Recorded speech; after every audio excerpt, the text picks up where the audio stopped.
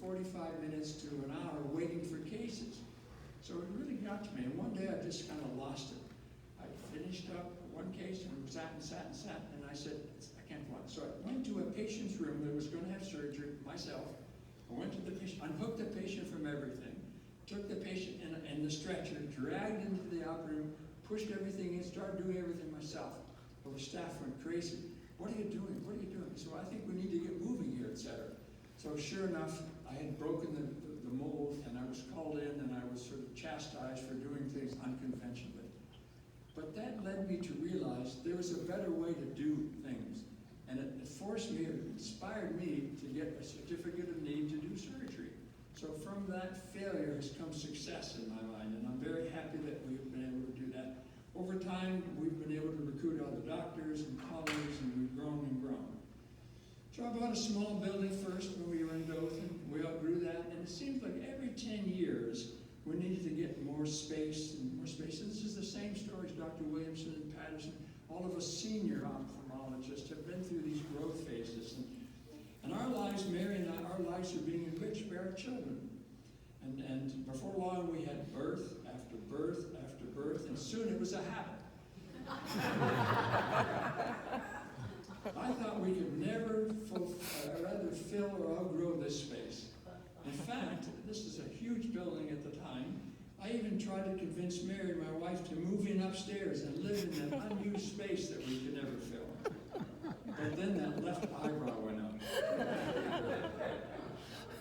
Now, since I'm married to an artist who has influenced and helped me understand the importance of art and beautiful things, we now increasingly try to combine form and function in things that we do.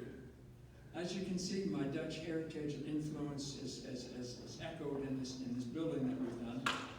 And, you know, making a functional building and making it beautiful is very lovely, and it's something that the patients and staff can enjoy and be proud of. And it's not that much more money. It costs more money, but not a huge amount. But then a big question arose. How do I make a very large healthcare facility seem small and comfortable to frighten patients who've come from far away? That was a difficult question for me, because I knew what I did not want to do was make it look like a government-style waiting room that is as warm as the bus depot. So my idea was, well, let's have mini waiting rooms, small waiting rooms. We have about 20 of them, each separated from each other so the patients always felt comfortable.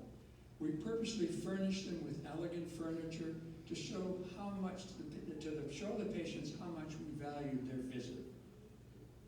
And here's some examples of what we try to do in our building, and I think all of us here have the same intent, and probably some of you may have much more beautiful buildings, but this is our thinking. And again, just like we've heard all weekend, staff is so critical. Everything depends on the staff, and we're very proud of our staff, and they're very kind, they're efficient, and they're dedicated. And they're not all in this picture, because luckily the others are all inside the building working and taking care of patients. So we have a whole bunch of staff, we have a bunch of locations, etc. As you've heard that from many of our speakers. But as in everything, there's a time for change. And that time came several years ago as far as our management and leadership is concerned. I'm the luckiest dad. And just like Dr. Patterson and Dr. Williamson and others, I'm so lucky to have our children come home. And so Sebastian came home, and he started as an employed ophthalmologist on salary. And he would say a small salary. And he became a partner. And he bought into the practice. And then he bought into the surgeon. He's earned his keep and earned his way in. And then, by unanimous vote, Sebastian has become our managing partner. Sebastian has gotten us involved in clinical trials, multi-special entities, expansion, and so on. So thanks to you, Sebastian, for being a great doctor, a colleague, and a friend. So the best part is Sebastian is a great boss. I get a lot of time off now. and I still have a key. I'm allowed to have a key. So quickly, there's a few musing things and things that I kind of see as current challenges and opportunities. I think we agree on most of these, I think. There's going to be integrated delivery of eye care and collaboration increasingly. we are already seeing it's only going to get worse. Fierce competition. Fierce competition for reimbursement, fierce competition for patients. There's going to be more regulations. And then we have the big entity, private equity. It's here. Dr. Williamson has been through it. I've been through it. 25 years ago, we've seen a lot and learned a lot. And private equity, in my opinion, it has its place and purpose. But in this changing world, I still like being named a physician rather than a provider. And I hope that we'll always be called doctors. And I'm also a big believer in physician leadership in ophthalmology. I think that doctors should be involved and should be leading these things. Personal opinion. I think we're going to be able to compete extremely well if we manage well and we have an organization that has built-in accountability and opportunity. If we team up with similar institutions and people, we'll be able to compete against anybody. And I do agree also that the stepwise organic growth to manage risks is very good. Okay, so I have a confession to make. And while I love being an ophthalmologist, I also do love having other projects. I have found it's enriched my life. So when we moved to Dothan, my entrepreneurial thirst for non-medical interests were relit. I found a wonderful partner, Frank Bearfield. We've been together for 37 years, and we've seen and learned a lot from each other. We've had a lot of businesses together. We've had antique business, hotels, land development, apartments, office building, and car washes. Some things were more successful than others. For example, we invested in car washes all over the Southeast, and to say the least that we got hosed is an understatement. We had to learn the hard way that we didn't know how to run that business. The biggest lessons we learned were that we're better off when we stick to doing something we can do well.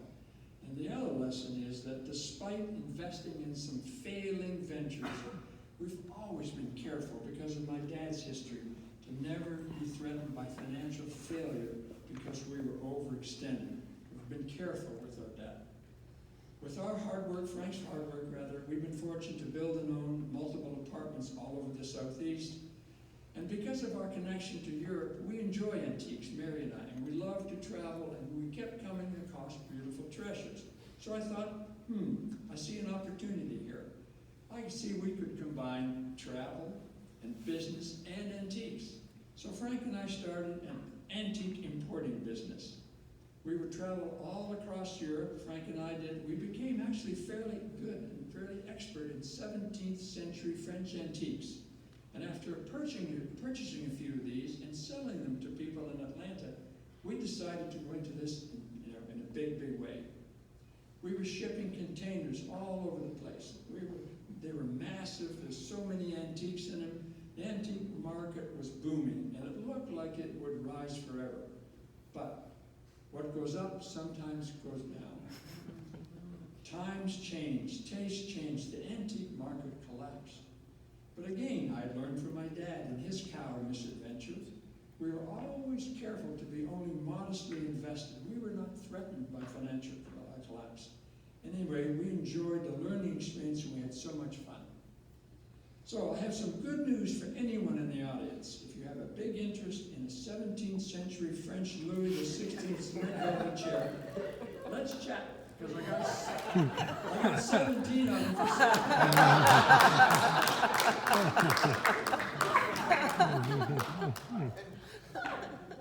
So here's the part that you may have been wondering about the most in my talk, castles.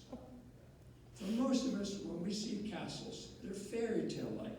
They inspire dreams, hopes, and imagination. So what do castles have to do with me and my life? Well, I've always wondered, what would it take? What would it be like to live in a castle? And what would it take to be able to do that?